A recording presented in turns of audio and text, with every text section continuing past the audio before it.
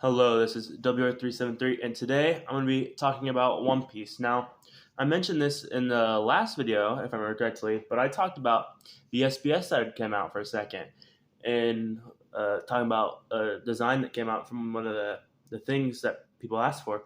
And I thought, well, I know it's a bit late, but let's make an SBS video today. Why not? Just to talk about some of the stuff, get my thoughts about it. Maybe I can hear some of y'all thoughts in the comments down below about the SBS. See what you think about it. Now, I'm just going to go ahead and say this. As you know, if you watch my videos at all, I don't edit them at all.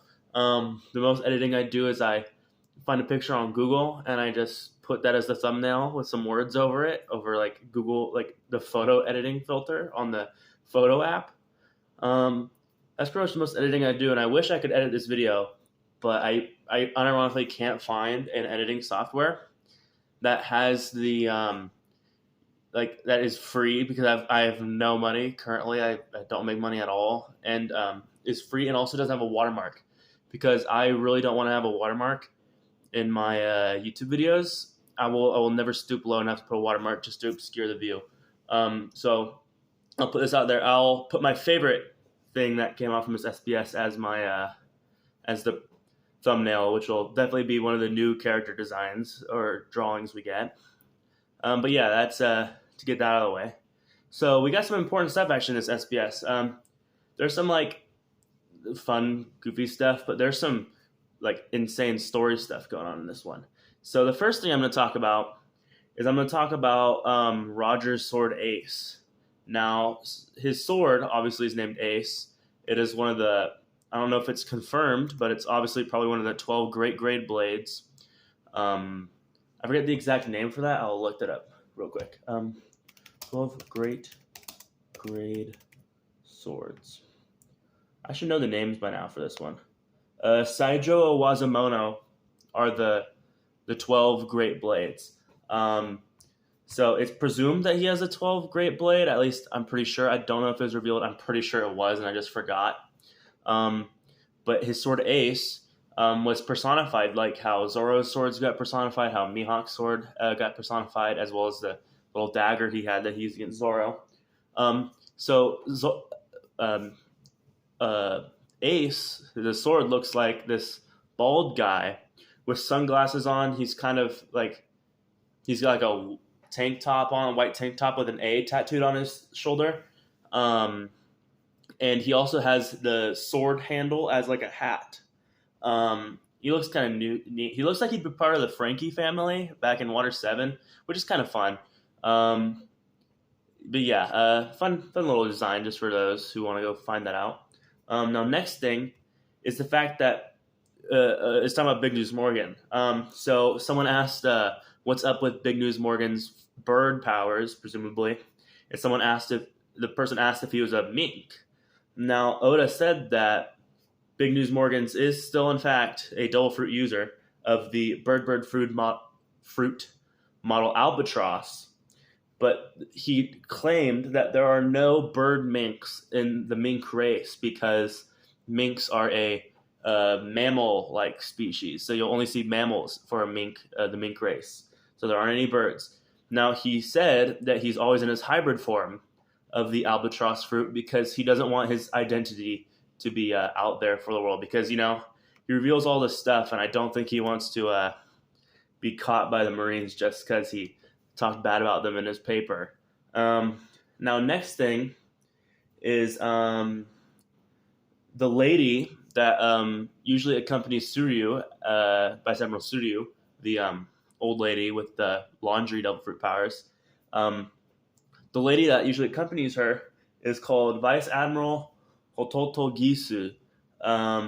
And she's most recently in the story known for scolding Garp for saying that the young lives of the Marines or just people are more important than the older lives, because Garp was talking about if you're on a desert island or if you're on a lifeboat and it can only hold so many people, what you do is you get rid of the old people first so that the younger people can survive.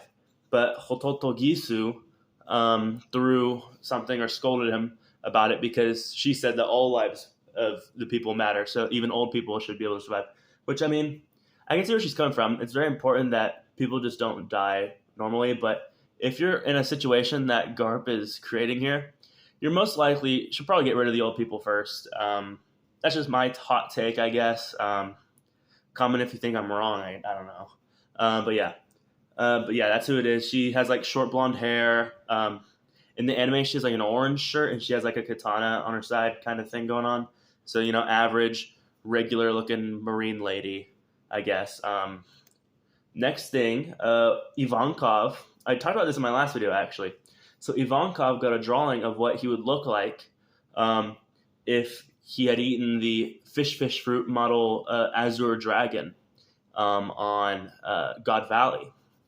And this is going to be my thumbnail for the video, I think. It's a sight to behold, really. Imagine Kaido's like just dragon fruit, but instead of his face, it's just like Ivankov's head with like horns. It's a sight to be seen. But yeah, that's definitely going to make it my thumbnail. That thing's awesome. I love it when Oda draws silly stuff like that. Now the next thing is the lady that hugged Shanks before he fought Kid, more like slaughtered Kid, really. Her name is Linaria, and she likes Shanks because he saved her one time, and she is known for lighting things on fire, so she's an arsonist, basically, yeah. So not much about her, just we learned her name and what she does, really. Now we learn a couple more things about Cross Guild. Now the last thing I'll mention is a main member of Cross Guild, something about Mihawk, to tease it out. But Buggy's new ship under the Cross Guild is called the Big Top Blaster. I forget the original name of Buggy's ship when he was just a regular pirate. I'm pretty sure it was just Big Top. But yeah, new ship's called Big Top Blaster.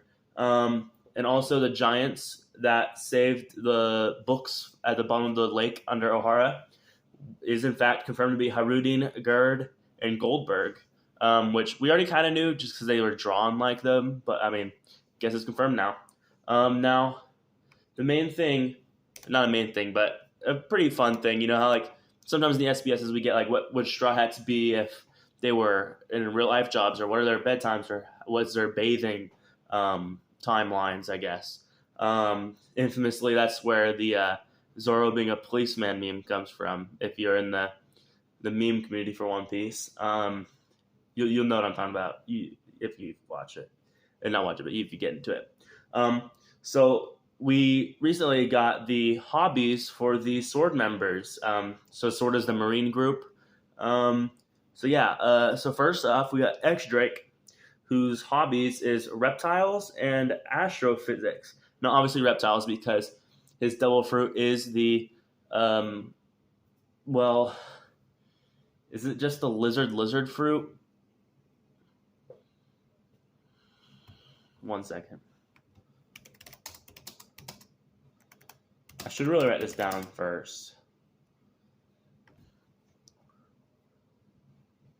Okay, he has the Ryu no Mi model Allosaurus.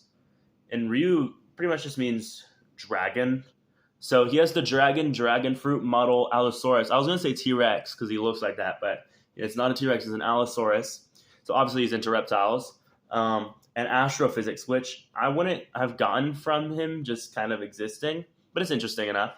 Now Prince Groose, the guy with the clay fruit, which wasn't the original name I remember it being. When the original translations came out, it was called the squelch fruit, which was the sound I guess you make when you're modeling clay, which is an interesting idea. But clay fruit just works easier, it's more memorable. So yeah, he's the guy that was on Hachinosu with the Marines, and he made the clay guys. And he has the big long hat. And his hobbies are dancing and solo camping, which is interesting.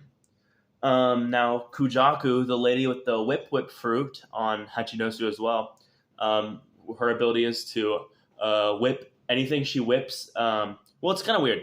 Her ability is either she can turn anything into a whip and gets the powers of a whip, or anything she whips she can control. And I like to think that anything she whips, she can control because she whipped buildings and they were under her control. So I guess that's pretty much her power. Now, her favorite things to do are taming others and making sweets. So yeah, just part of her devil fruit powers once again. Now, Kobe's favorite things is training and sea fishing. Now, training is pretty obvious. He was out in the battleship bags every now and then, or at least every day. Like how Garp trained Aokiji to do the punching with the hockey. And obviously, Kobe has gotten stronger as a result of his training. Yeah, and sea fishing is, neat. He's a Marine. It's mainly a seafaring world, so I don't see why not. Now, Hibari, the girl with the gun that can shoot flowers, and is theorized to be related to Akainu in some sort of way because they have similar speech patterns. Now, her favorite things to do is photography and pouch collecting. So, like stuff like purses, satchels, anything like that, backpacks, stuff like that. And last but not least is Hamepo. And his favorite things are fashion, walking, and eating. Now, Hamepo is a very simple guy like that, I guess. Fashion, obviously, since he was a rich guy during the East Blue, because his father was Captain Morgan, one of the captains of the Marine base in the East Blue. So he's obviously likes to get into fashion. We saw his suit early on. Walking is, pretty simple thing to do. And eating, which I'm sure everyone likes to eat. Eating is usually the typical response you get from someone when you ask them for a hobby and they just have no idea what they want to say, so they just say eating. So yeah, that's basically all their hobbies. Obviously, Garp is pretty much a member of Sword, but we didn't get his hobby, so whatever. His hobby is probably just eating as well. Now, we got another drawing thing going on. So we learned that Saint Garling Figarland, which is presumably Shanks' dad or some sort of relative, his hairstyle is like a crescent moon. So his head, if you look this way, his head comes out like this. His hair comes out like this, and his beard comes out like this, like a crescent moon shape. Imagine like the Mick Tonight character, I guess, like the Moonhead guy. Now, if he let his hair grow out more, like his beard and his hair, it would connect into a full circle, making it a full moon around his head, which is kind of cool and very hilarious when you see the photo. It's just a big circle on his face, really.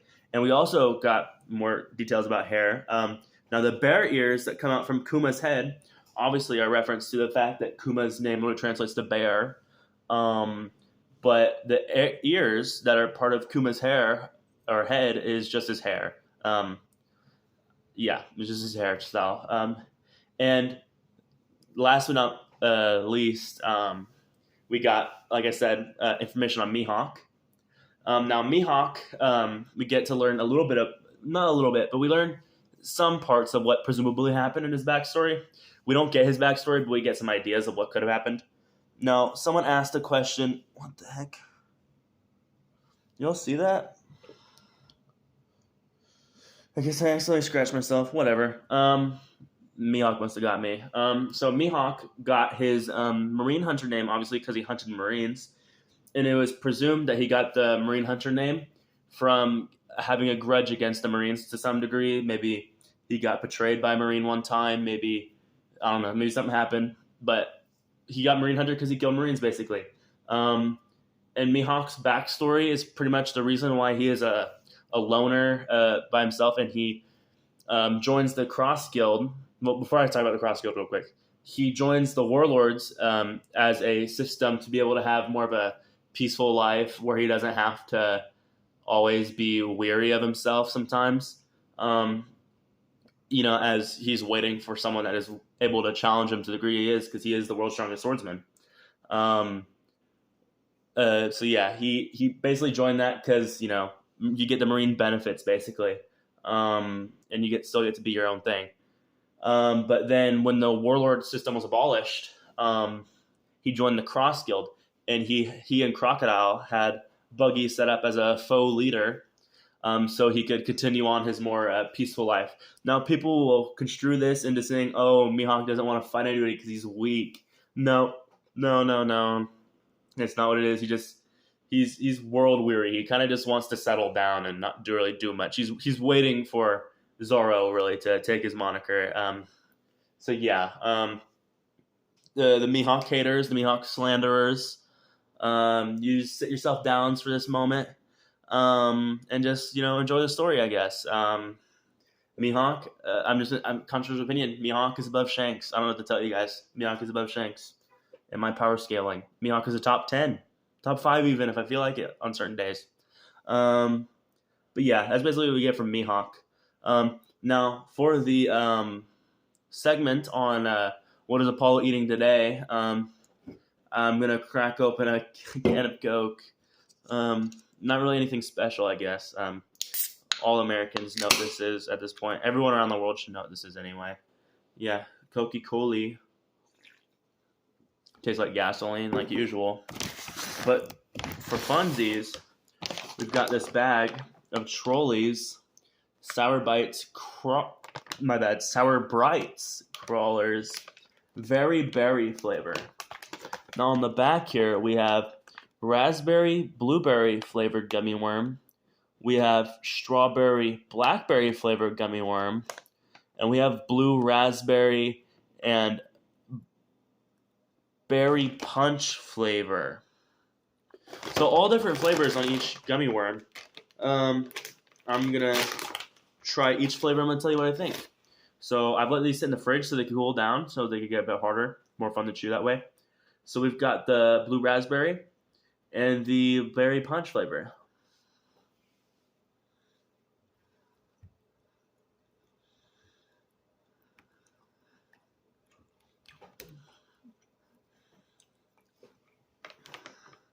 Very good that flavor is. Not that one again. Just ate that one. All right, we got the strawberry and blackberry flavor.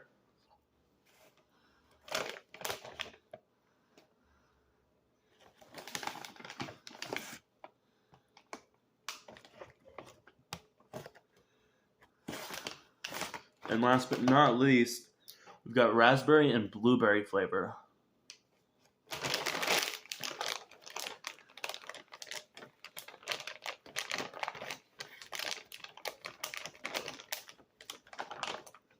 Pretty good as well. All those good flavors. Coca-Cola, like I said, most mid soda ever. Tastes like gasoline, but sometimes you need to be hydrated, I guess. And it's like, oh, you should drink more water. I drank like a bunch of water already today. I need a little treat. I need to treat myself every now and then, okay? School's rough. I had SATs today. And they weren't too hard, but they're boring, so yeah. But I was actually hiding it from you. This, next thing I'm going to say, is certainly the most important information from the SBS. Mihawk, Ivankov, if he looked like Kaido, get that out of the way. We got info that'll blow your mind. Sanji's roof that he needs to reach, if you will. You know that meme where it's Luffy? It's a picture of Luffy, and Kaido's like, how far can his roof go? And it's pictures of people Kaido sees as scary, like Roger and Shanks and Odin, and Whitebeard. I'm pretty sure is up there. Get ready for this. This is Sanji's ceiling he needs to reach. We just got news that there are 4 head chefs in the Marines. 4 of them, like the Yonko, kind of. Sanji will have to beat these guys at some point, I guarantee it. Now, the only name we get announced so far is Winter Cuisine Komakov.